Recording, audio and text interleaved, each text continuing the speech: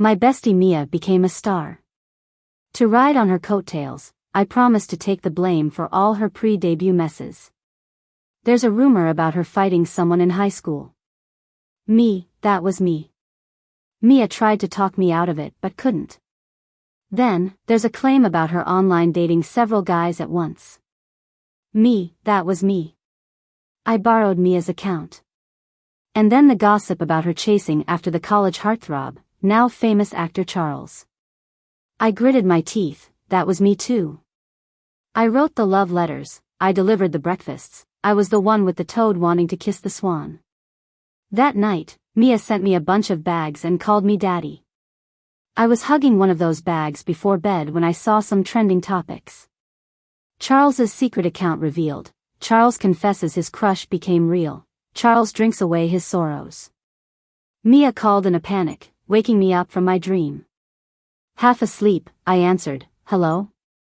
I'm trending for all the wrong reasons. Check it out." What? I jolted up like someone in a crisis. I checked the trending list, Mia using clout, Mia and Charles dating rumors, Mia's playing the field. She's practically owning half the trending topics. I clicked through each one to figure out what was going on. Turns out a college classmate who didn't like Mia spilled the beans to a tabloid, claiming Mia chased after Charles, the then senior heartthrob, now known actor. The classmate spoke with certainty. Said Mia wrote him love letters.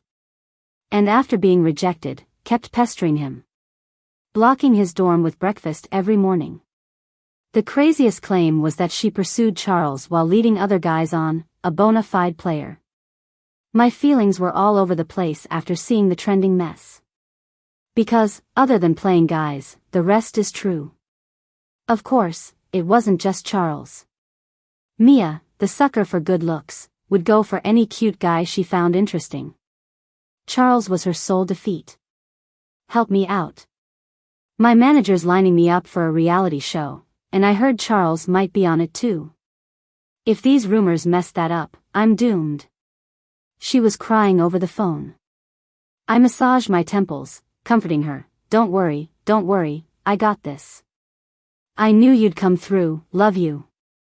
After hanging up, my mom peeked in. Who was that calling you this late? Mia. I explained the situation and she was understandably upset.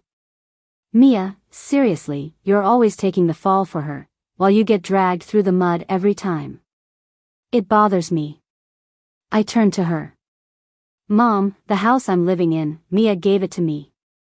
Silence. Then she came around. You gotta be all in for a friendship, right? Next time, you take the lead, don't wait for Mia to ask. If anyone's good at flipping a script, it's my mom. Mia, my best friend of 15 years. Thanks to her stunning looks, she was scouted while shopping and ended up in a commercial, her ticket to the entertainment world. 4 years in, she's a budding star. Supporting my jobless self, I became her go-to fixer. Including taking the blame. Whenever even a whisper popped up online, I took the fall if I could.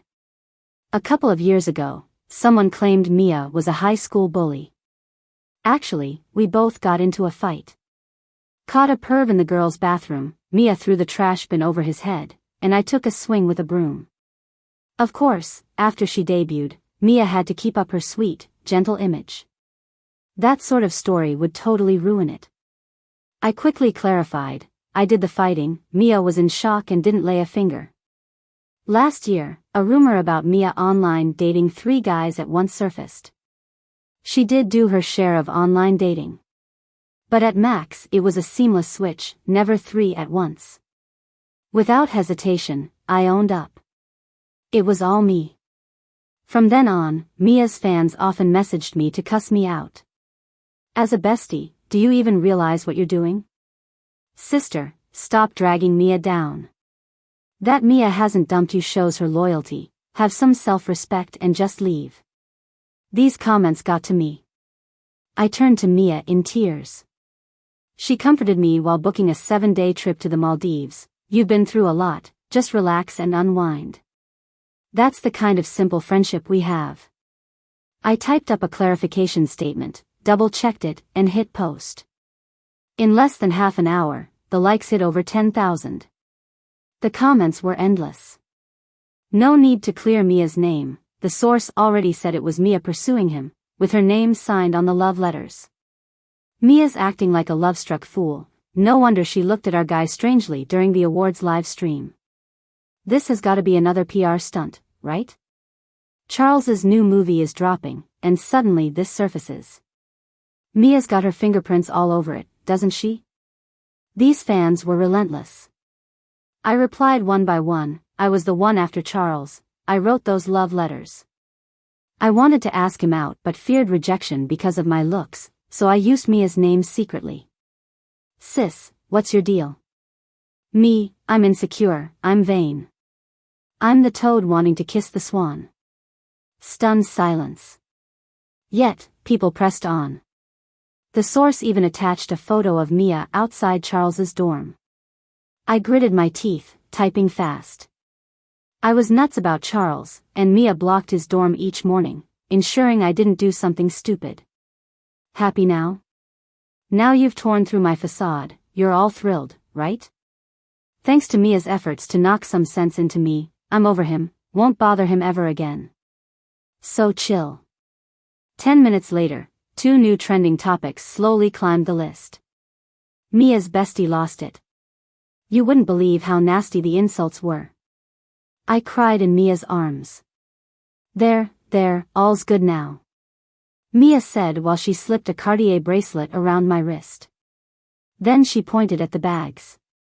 Take those bags, if you spot others you like, send them to me, I'll get them for you. Not upset anymore. Not in the slightest. Mia didn't stick around before she got another call and left in a rush. I sang in the shower, then snuggled into bed with my new bags. The world is beautiful. Scrolling on my phone made me drowsy, and just as sleep was about to take over, several notifications popped up. Seeing Charles's name, I instinctively clicked. The top 3 trending topics were all his. Charles's secret account revealed. Charles confesses his crush became real. Charles drinks away his sorrows. What's going on? I paused, going through each one. Turns out, someone found Charles's secret account. Usually no biggie, celebs have them all the time. The unusual bit was he posted 3 things consecutively tonight on Facebook. Each revealing more than the last. I think I finally caught feelings for real. The person I've liked for years likes me too, am I dreaming? But she doesn't like me anymore. These posts totally clash with his icy screen persona. So once it came out, loads of fans doubted if this account was really his. Till a stranger's video went viral on a short video platform. In the clip, a guy in a trench coat, mask, and hat is squatting under a street lamp. The background features the filmer gasping softly, "So handsome, I should ask for his contact." The filmer, egged on by passers-by, barely musters the courage to approach. But before they get close, the guy stands abruptly. He swaggers a bit, obviously drunk. The video comments blew up. That silhouette? Even in ashes, I'd recognize Charles. Remember to explain after you sober up, alright? Wait, who is his crush anyway? Could it be Mia's friend? Didn't she just clear the air for Mia, saying Mia chased Charles back in college? Charles likes me? No way. I watched for fun and was about to sleep when Mia suddenly called. Charles can't possibly be talking about you, right? Her voice was all animated like she was watching a live drama. I rolled my eyes. Are you nuts? Mia bursts out, it's not impossible. You and Charles were close in college, right? Plus, you're smart, cute, pretty, and cool. Stop. I interrupted her phony praise. Corrected, Charles and I weren't close at all during college. After chatting for a bit, I finally hung up. I'm lying in bed with my eyes shut, but I'm wide awake. Thinking back to what Mia said. Were Charles and I acquainted? Nah, not at all. The first time I had contact with Charles was actually thanks to Mia. On the way to the cafeteria, she suddenly grabbed my arm. Quick, quick, quick. Look. A hottie. I was unfazed. Stop gawking. You're a beauty too, be dignified. She nudged my arm. No, I mean this guy is seriously hot. With a sigh, I glanced in the direction she pointed. A tall, handsome guy was talking to a teacher under the classroom building. Mia stared, her gaze full of determination. Help me get his contact, will you? I was taken aback. Why don't you ask yourself? She looked at me and said, didn't you say beauties should be reserved? Sigh. I fell into my own trap. I scratched my head and once the guy finished talking to the teacher, walked over. I'd done this sort of thing plenty. Hi, I quickly blocked his way. He glanced at me, a bit cold. But I pushed forward. Can I get your contact? He looked down at me, pondered, and nodded. After I got his contact and turned to leave, he tugged at my arm. What's up? I asked, confused. He seemed anxious, leaned in, and whispered quickly in my ear, I think you have a hemorrhoid issue. I was petrified. I admit, my hair was short, my skin was rough, I dressed tomboyish, and my voice was raspy from a cold. But assuming I'm a guy was a leap, right? Glancing over my shoulder, I noticed tiny bloodstains on my pants. My period had come early, and I couldn't be bothered to explain. Just terse gratitude, thanks. And I bolted. With such a disastrous first meeting, no way was I his secret crush. Next morning, Mia called with glee. I signed that variety show, filming starts in 2 weeks. Congrats. I said, Charles will be there too. Think it'll be awkward? We'll see, she laughed. Oh, and you need to come too. I paused my bite into bread. Why do I need to be there? Mia explained, it's a jungle adventure treasure hunt show. Before filming, we need to introduce the guests, talk about personality, job, and interview friends and family. You know, you're my best friend. I was skeptical. Is that all? Silence for a few seconds. Fine, I can't fool you. The director asked since you're trending right now. I sighed. Send me the time and place. Seriously? You're in? She was elated. Yep. She's done so much for me, the least I can do is this.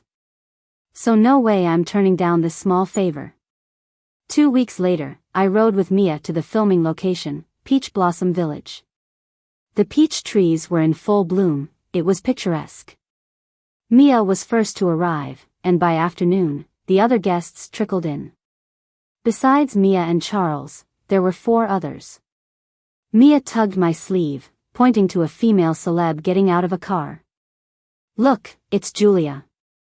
After being Mia's friend for over a decade, I was familiar with her gripes about certain industry folks. Julia was on that list. They'd starred in a web drama, and Julia had a sketchy affair with the second lead during filming. It caused delays, wrecking Mia's schedule. When Mia confronted them, they snarked about her not being famous. Made matters worse. I glanced at Julia and turned to Mia. She seems way shorter than you, and her skin's bad, look at that makeup from afar. She must be older. Mia's mood instantly lifted. I knew how to cheer up a friend. Charles hadn't shown yet, and the director started the friends and family interview segment. I was first. Once in, the director offered a smile. At first, questions were Mia-related. Feeling relieved, I answered confidently. After a few nods between the directors, they asked, Linda, your online comments about chasing Charles were classic. Was it true? I blinked. How's this related to the show? It's not, they grinned, but with Charles here, everyone's curious. Mind indulging us? No avoiding this, I guess. I smirked and spun a tale. I did give him love letters, breakfast, he was college's golden boy, loads of girls crushed on him. The director pushed, what stood out about college Charles to you? Stand out? I hesitated. A vivid memory of first bumping into Charles sprang up. It was before asking for his contact from Mia. Before that, I had already met him. Freshman first day, lugging my suitcase and heading to the dorms. A crowd blocked my path on a bridge near the lake. Everyone tiptoed and craned their necks to see. Echoes of surprise spilled from mouths. I squeezed in to peek. A kitten flailed in the lake below, too tiny, maybe a month old. Its tail had been snipped, pitiful to behold. Its mewling tore at hearts. So sad, tossed there, right? It's struggling, won't last long. The crowd around was noisy, but no one moved. I'd already put down my suitcase and was running off the bridge, ready to jump into the lake. But the guy next to me was quicker. He leaped into the lake and swam fast. He gently lifted the kitten and swam to the shore. I snapped out of it and reached out to pull him up. The guy grabbed my hand and shook his hair back to reveal an incredibly handsome face. "Thanks," he said. He didn't even look at me, just left those words behind. But he left a deep impression on me. I pulled myself together and smiled. It might be better to ask Charles's friends about that. I'm here as Mia's friend. The director paused for a moment. All right. After the interview, I didn't stick around and just turned to leave. As I pushed the door open, I almost ran into someone. "Sorry," I instinctively said. I looked up to see it was Charles and his friend. Charles was in casual clothes, but his face was striking. I glanced briefly and then quickly looked away, turning and walking off fast. I walked so fast that I didn't hear his friend's question. "Wasn't she just inside saying she liked you? That reaction doesn't seem right." "Charles, why are your ears red?" When I got outside, Mia was anxiously on the phone. I waited until she hung up before I went over. "What's up?" "Coco just fell down the hill while moving luggage and got injured. She was just taken away, and I was calling to check on her." "Coco is Mia's assistant. I know her too." "Don't worry," I reassured her. "They'll contact you if there's news. Let's go move the luggage for now." Sure enough, 3 hours later, Mia got a call. The staff who took Coco to the hospital said her leg was fractured and she couldn't work for a while. "No problem, just let her rest. I'll apply for another assistant from the company." Mia hung up the phone, looking distressed. I walked over. "Can the company send another assistant?" She shook her head. "It's unlikely." "It's okay, I can manage alone, not like I absolutely need an assistant." She smiled at me. I reached out and tapped her forehead. "Stop trying to be tough." "Who said you're alone?" "I'm here, aren't I?" Mia paused and then hugged my waist. "What would I do without you?" What was supposed to be a 2-day trip kept extending indefinitely. I decided to stay and be Mia's temporary assistant. But I didn't expect being an assistant would be so exhausting. I had to take care of Mia and fill in as crew when they were short-handed. I'm like a brick, going wherever needed. After 3 days, I was sore all over. I wanted to complain to Mia, but seeing her even more exhausted, I swallowed my words. Early in the morning, Mia left for the program recording. From a distance, I saw a props team member heading my way. I turned my head, mentally chanting, "You don't see me, you don't see me. Linda." I still got called out. Except, the voice sounded different. I paused and turned my head to see Charles standing by his RV, waving at me. The props guy stopped awkwardly not too far away. I put on my hat and walked over. "What's up?" Charles turned to enter the RV, gesturing for me to follow. Inside, I noticed it was spacious. Way bigger than Mia's RV. Charles pointed to an orange tabby lounging on the couch. "I'm worried it'll feel lonely. Could you keep it company?" "Cats feel lonely?" I skeptically glanced at Charles. He didn't blink. "There's water in the fridge, snacks in the cabinet, and Wi-Fi in the RV. Just stay here." "All right." I immediately agreed. I love kitties. Charles's lips barely curved into a smile. Then he left the vehicle to join the recording. I flopped onto the couch with a sigh of happiness. Looking up, I locked eyes with the tabby cat. That's when I noticed the tabby had only half a tail. Was this the cat Charles saved from the artificial lake back then? I was shocked inside as I looked closer. It was indeed the same cat. Charles not only saved the cat but raised it big. The tabby meowed and nuzzled its head against me. I petted its head, feeling sentimental. You sure met a great person. In the evening, when Charles returned, I got off his RV. Someone teased, "You had it easy today." Charles passed by, smiling. "Not easy, bingo's a handful."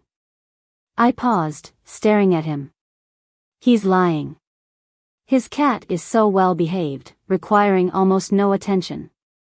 Charles nodded slightly at me. "Appreciate it, Linda." His voice was so pleasant, just hearing him say my name made my heart skip a beat. He knows my name. Lying in bed, I murmured to myself. Mia, still wearing a face mask, came over. "Don't sell yourself short. You're worth being remembered." But he is Charles. Such a dazzling person. Mia looked confused. "Why are you suddenly so down on yourself?" I froze and said nothing, turning over and closing my eyes. I wasn't suddenly insecure. I've always felt this way around Charles. Even though she's my best friend, I couldn't tell Mia I'd once had a crush on Charles. And whenever that thought popped into my head, I'd immediately try to push it away. I didn't have Mia's looks or her courage to chase love. I couldn't even face my own feelings. So I kept telling myself, this wasn't a crush. It was admiration. Just admiration for someone outstanding. For the next few days, the show recordings lasted late. I stayed by Mia's side, taking care of her. As the recording was about to end, she waved at me. "Go pack my stuff. We'll head back as soon as I'm done." Okay. I took everything back to the RV, then went back to get her. But I couldn't find Mia anywhere on set. The crew around started leaving one by one. I quickly grabbed the assistant director. "Where's Mia?" The assistant director paused. "Didn't she leave with you?" "No." I panicked. "You haven't seen her?" Someone urged the assistant director to get on the bus, and he mumbled, "Probably left with the filming crew. Check back at the lodging." Then he got in the car and drove away swiftly. I called Mia while running back to our place. But Mia's phone was ringing in my pocket. She'd left it with me during work. I had no choice but to return home.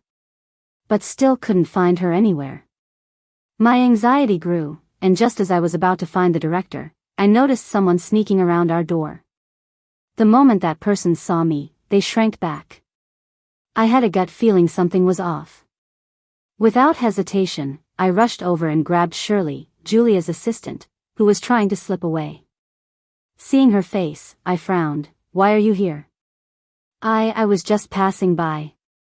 Stammering and avoiding eye contact, I didn't buy it for a second. Dragging her inside the room, I questioned sternly, "Where's Mia? You guys up to something?" Young and scared by my questioning, Shirley flinched. I took out my phone. "I'll call the police." "No." She pleaded, "Mia's up the mountain." I froze. "What?" Shirley looked near tears. Julia was jealous because Mia was getting all the attention these days. So she wanted to teach her a lesson. She tricked Mia into thinking there's a hidden task up the mountain, claiming the crew were waiting for her there. Mia's competitive, so she took the secret camera and went. We thought she'd just walk a bit and come back when she found no one. But she's still not back, and I overheard locals saying there might be wild animals up there that can attack at night. The string in my brain snapped completely when she said those words. I shouted, "Which mountain?" "Just behind where we filmed today," Shirley blurted out, everything in a rush. I pushed her aside and quickly ran out of the room. Once outside, I saw Charles's car.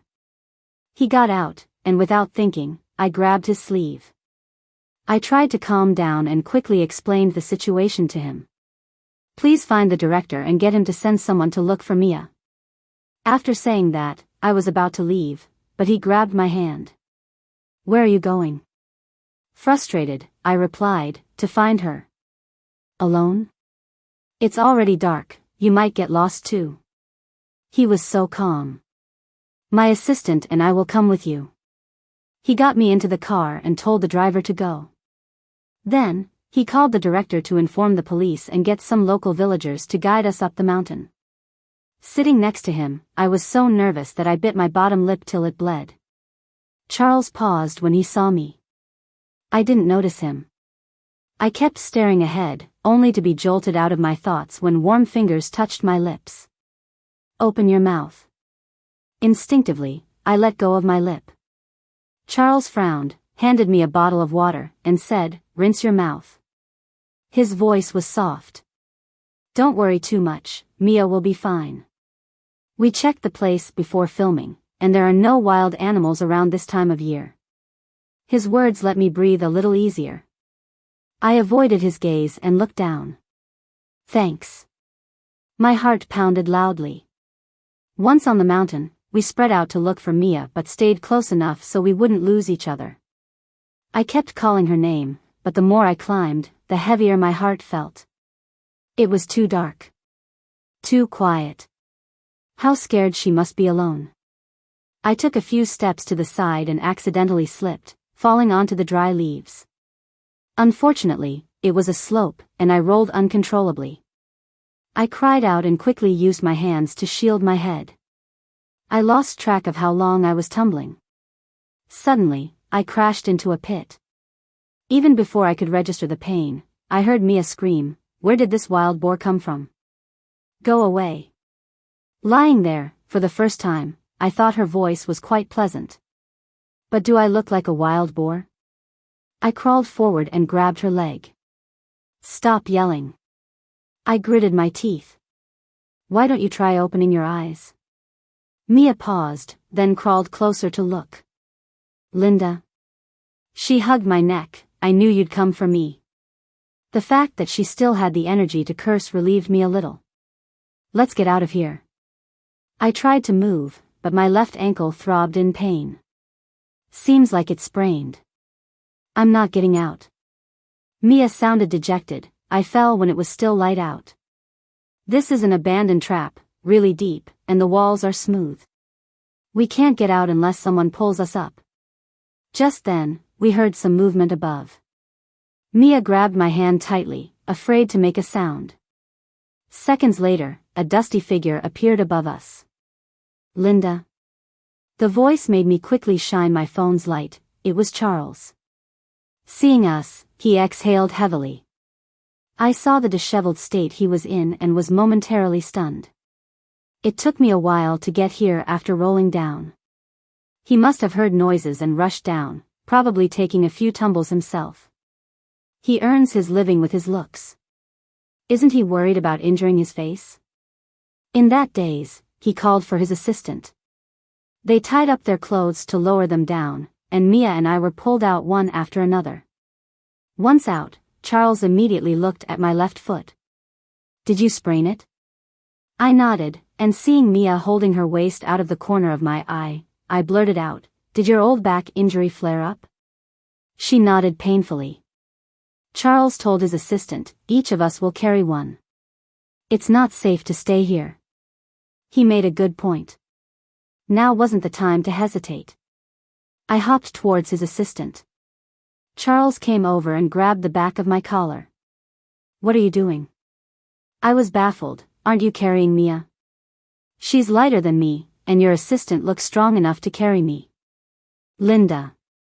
Charles chuckled. You think I'm weak? On my honor, I didn't. Before I could respond, he squatted in front of me. Mia had already hopped onto the assistant's back. Seeing her in pain meant we couldn't delay any longer. Clenching my teeth, I carefully climbed onto Charles's back. I was taken aback when I did. Charles had the kind of surprising build, lean with clothes, muscular without. His back muscles were firm, safely carrying me down the slope. Finding Mia allowed my nerves to relax a bit. With that relaxation came wandering thoughts. I lay stiffly on Charles's back, mind swirling in confusion. I regretted it now. It wasn't right to let Charles carry me. I had one good foot, I could hop. Mistake, mistake. Linda. Charles suddenly spoke. Don't worry. He sounded amused. I just wanted to make sure I'm carrying a person, not a plank. I was only thankful that it was dark. At least he couldn't see my flushed face. Linda, when you were helping Mia pursue me, didn't you have a lot to say? His unexpected question made me pause. Truth was, not everything I cleared up online was false. The love letters and breakfasts Mia sent to Charles were often delivered by me. Beyond that, I helped her find out Charles's likes, even his ideal type. But the information I got was all over the place, true and false mixed. I was tired of running in circles, so I directly asked the man himself. I got my hands on Charles's class schedule and sat next to him during the political class. Hey, what do you like to eat? I asked, holding a survey form I was about to complete. Charles was startled but ended up honestly answering, sweet stuff. Without looking up, I continued, what sport do you like? Swimming. Do you prefer books or movies? Movies. Comedies or action flicks? Action flicks. When the class was over, I thanked him and was about to leave with my survey. But Charles stopped me in my tracks. Since you're digging into my privacy and I've told you everything, how about doing me a favor in return? At that time, he still thought I was a guy. He was the head of the school's swimming club and needed to record a teaching video for the new members. He asked me to help him out. Fine, for the sake of my friend's happiness, I decided to make some sacrifices. When I came out dressed for swimming, Charles chuckled, why are you wearing so much? I couldn't be bothered with him and said, let's just get started. He guided me through some moves, but right before I was about to jump in the pool, he suddenly whispered a reminder. Hey, just a heads up, don't go in too fast, the water pressure is pretty strong. Be sure to protect your, important parts. I rolled my eyes so hard they nearly popped out. Even thick-skinned as I am, I felt a bit awkward. Straightening up, I exhaled, smiled at him, and said, I'm a girl, by the way. Thanks. I have no idea how we finished that video that day. All I can vaguely remember was Charles directing me, yes, inhale as you go down, exhale as you come up. He was stunned. On our way down from the mountain, we ran into the film crew frantically heading up. Seeing us, they sighed in relief and quickly hustled Mia and me into a car to take us down the mountain. When we got back, Julia rushed over, looking all worried. I'm really sorry, Mia. I misheard. I really didn't mean it. She started crying like a movie scene, tears rolling down, appearing all pitiful. I felt a rush of anger. Mia hadn't even cried, and here she was, putting on an act. The next second, Mia lunged forward, pulling on Julia's hair so hard she screamed. You liar. You did it on purpose. Julia couldn't keep up the act anymore and started fighting back right away. Mia's back was still hurting, so soon she was on the losing side. What? You think I'd let someone smack my best friend around? I rushed over, yanked Julia from behind, and got her to loosen her grip on Mia's hair. If anything happens to Mia, you're done. The three of us turned into a brawling mess, spectacle for the whole crew. They scrambled to pull us apart, struggling to get us away from each other. Charles watched, amused, on the sidelines. An assistant asked, why didn't you step in? What's the hurry? She's not getting the short end of the stick. The assistant paused, glancing at their boss. Charles was watching with eyes soft like he was watching a lover dance. But no, it was three wild-haired women fighting. A real actor can ooze his emotion even watching chaos. Mia and I spent the night nearby in a clinic. The next morning, we almost fainted seeing our phones blow up with a trending topic. Julia had struck first, claiming Mia and her friend attacked her on set. There was even a video clip of us fighting. Mia, fuming, squirmed on her bed. I asked, can you clear this up? Tell them she tricked you into going up the mountain and nearly got you hurt? No proof. Mia huffed. How can I prove she tricked me up there? In this business, everything's about evidence or the fans won't buy it. Are we gonna let her vilify us like this? Comments under that trending topic were already piling up. Not them again. Go home, Mia, you and your friend just go home. Attacking someone openly? This is vile. Poor Julia. This is something you call the cops over, right? What are we, dangerous criminals? Those words really hurt, you know? I closed my phone, laid back, and pondered life. Suddenly, Mia sat up with her phone. What? Check out the trending section. You won't want to miss this. I don't want to see it. Everyone's just dogging us. No, no. Mia's urgency pushed her phone in my face. It's a new trending topic. Focusing, I shot up as well. Charles halts filming, refuses to work with Julia. What the heck? I quickly opened my phone to check it out. There it was, a post from Charles's account. Short and sweet, it accused show crew member Jay of misconduct, declaring a break of collaboration, even willing to pay the show's breach fee. And it included a car cam video clip. In it, Julia's smoking, cursing Mia, saying she'd give her a hard time. When her assistant asked how, she laughed, simple, let her spend a night on the mountain. This topic blew up in no time, soon topping the trending list. Meanwhile, Mia's company acted fast, issuing a statement. It said their artist, Mia, got duped into going up the mountain by someone with malicious intent, worsening her injury and affecting her mentally, which led her to react irrationally when encountering the perpetrator. Apologies for any negative impact caused. Mia is receiving treatment and aims to bounce back soon. Fans flocked to Mia's account with messages of sympathy, supporting her. Laughing and responding to them, she could finally relax. Finally, we didn't need to worry anymore. Thinking about the recent trend, I felt a stirring inside. I couldn't resist opening Charles's account again. After staring for a while, I opened the message box, typing a simple thanks. Just needed a little psychological comfort. He probably gets tons of messages every day, he won't see mine. I sent it, ready to put my phone away. But then, a ping startled me dumb for 3 full seconds.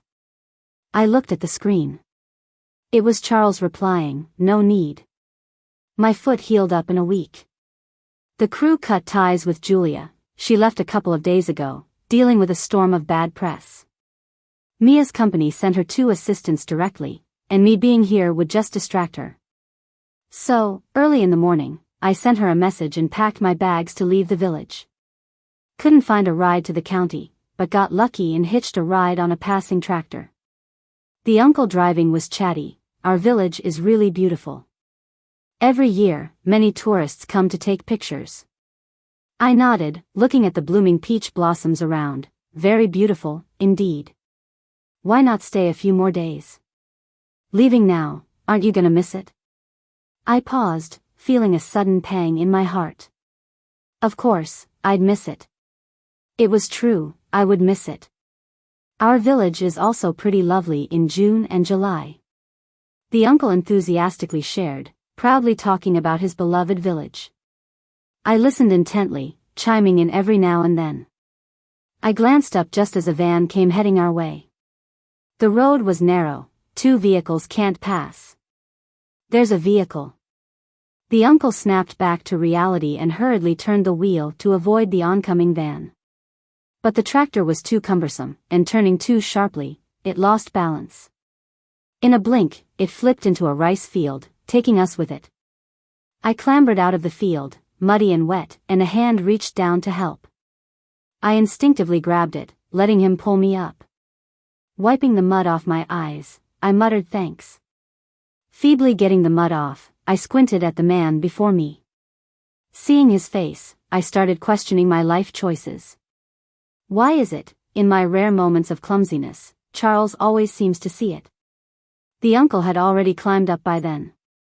He brought over my luggage. The vehicle's broke down, gotta find someone to fix it. Sorry, can't take you further. It's fine, it's fine. I quickly waved it off. The uncle wobbled away, leaving Charles and me staring at each other. He pointed to a van nearby. How about I give you a lift? I agreed, sure, thanks. Don't really have another option. Once inside the van, I started to feel awkward. It was so clean, and I was covered in mud. Charles assured, no worries, have a seat. Still embarrassed, I took off my coat and used the clean side as a cushion before sitting. Silence settled in the car, turning slightly awkward. I forced a smile. What a coincidence running into you here. Not really. Charles turned to me. Mia told me you were leaving, so I came specifically for you. I stared at him blankly, only able to hear my racing heartbeat. Charles leaned his arms on his knees, hands clasped tightly, slightly nervous. He paused before saying, some time ago, you mentioned online that you liked me. I widened my eyes, waving my hands dismissively. But he didn't look at me. You said you sent me letters and breakfast. I waved frantically and was about to deny it when he continued, if I had known it was you, I would have said yes. It hit me like a bolt of lightning. I stared at him, stunned. Hands stopped waving, words stuck in my throat. Even my heart seemed to skip a beat. After a moment of mind fuzz, I awkwardly asked, you're joking, right? Charles asked seriously, why do you think that?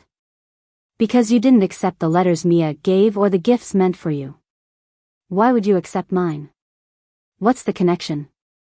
Charles seemed more confused. You two aren't the same person. I was getting anxious, but Mia is pretty, articulate, and a great person. And so are you. Charles's words left all my counterarguments stuck in my throat. And he didn't seem like he was joking. Charles thought for a moment. You know, in college, I rarely gave out my contact information. I looked at him, puzzled. Yet, I got it just by asking once. I gave it to you because I recognized you, Charles explained. On the day your class of freshmen started, there was a kitten in the school's artificial lake. When I rescued it, you helped me, pulling me up.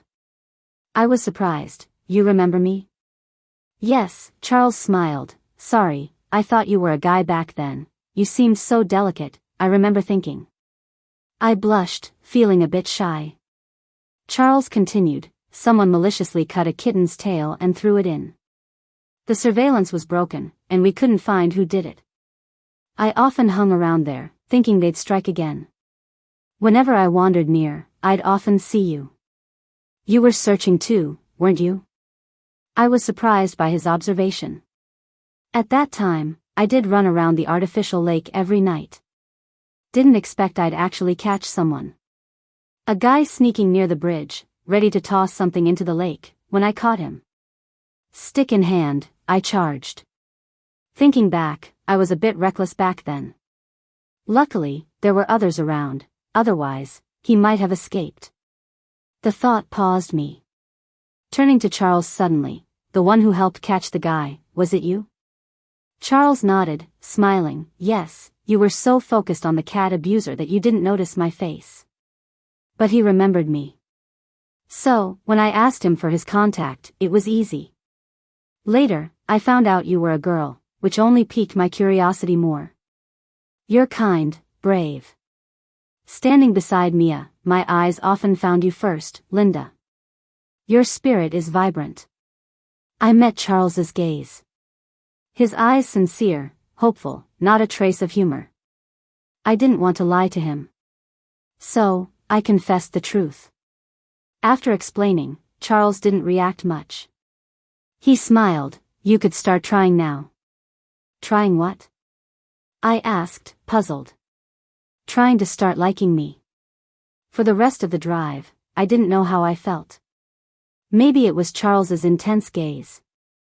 I turned to the window, pretending to nap. My mind was a mess, like it was drowning in countless tiny voices.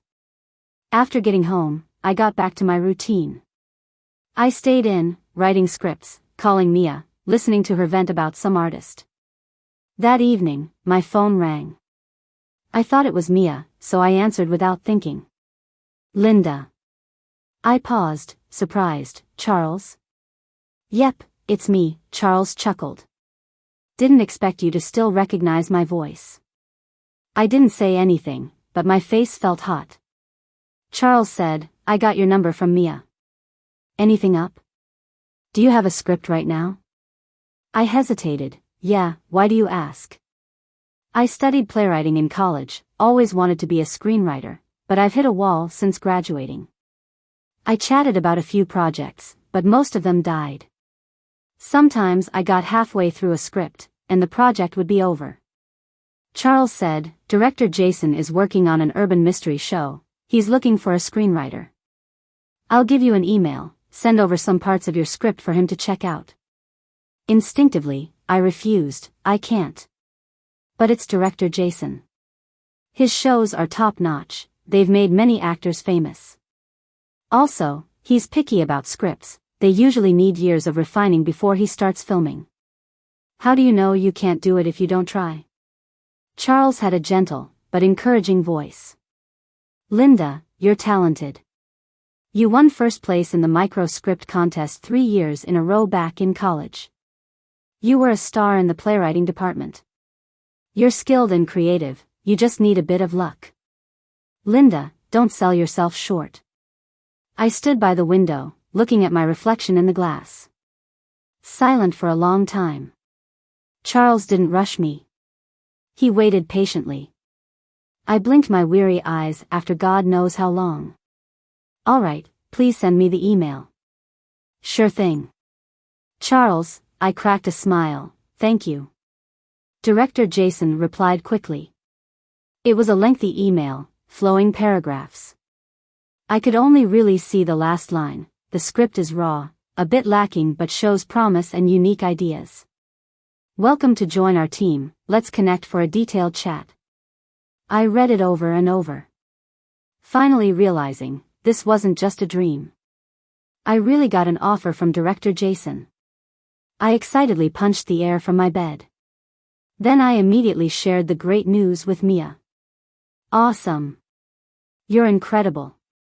Mia, in full supportive mode, said, when you become a popular screenwriter, remember to help out this struggling actor. I'll latch on to your success. I rolled my eyes. By the time I'm a big screenwriter, you'll already be a top star. Yes. We're going to the top together.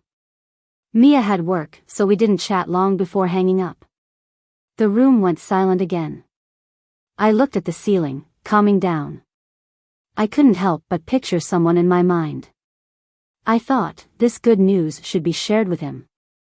I took a few deep breaths and dialed Charles's number. It wasn't long before he answered. I made my voice sound lighthearted. Got some good news. Charles quietly listened. After I finished, he chuckled. Congratulations, Linda the screenwriter. I blushed. I'm not yet. You are in my heart, Charles said before I could speak. Are you in Cydia right now? I nodded. Yeah. I'm working nearby. Charles's voice was soft, like a warm spring breeze. Want to meet up, Linda? Suddenly, everything went silent in my ears. Only the voice deep down was screaming, yes. Yes, I want to meet. I had no idea Charles was so close by. I sent my location, and he laughed. Wait for me, I'll pick you up. We met at the entrance of the neighborhood. His car was parked on the roadside. He was leaning against it, wearing a mask and baseball cap, his head lowered quietly. The closer I got, the faster my heart raced. A few steps away, Charles heard and looked around. Then he smiled with his eyes. I looked at him, unable to hold back. I quickened my pace, reached out and hugged him. Thank you. Thank you for helping me regain my confidence. Thank you for making me feel like I'm not so bad. Thank you for showing me I'm worth being loved. Charles was momentarily stunned, then wrapped his arms around my waist. His voice came softly beside my ear. You're welcome. Charles, I think, I don't need to try. Try what? Loving you. Charles chuckled. Why's that? Because, I never stopped liking you. The spring evening breeze was gentle. We embraced under the streetlight. Everything was perfect, until someone screamed. I opened my eyes, staring at Mia, who was holding her luggage and wearing a mask, both of us equally shocked. "You're in a relationship? Why didn't you tell me?" Mia tossed her suitcase aside, storming over. "I want to see who it is that made you ignore me. I rushed back to celebrate with you, and you're here hugging a guy?" I tried to stop her, but I failed. Charles already let go of me. He turned to look at Mia, and as she stared daggers at him, he took off his mask. "Hi." Mia paused. She widened her eyes, looked at me, then at Charles, and back at me again. Then her eyes rolled back and she started to faint. I quickly rushed over to catch her. Mia, with her eyes closed, said, "This is a hallucination, this is a hallucination." "It's not a hallucination." Mia sat on the couch, glaring at me. "You've kept this from me for this long?"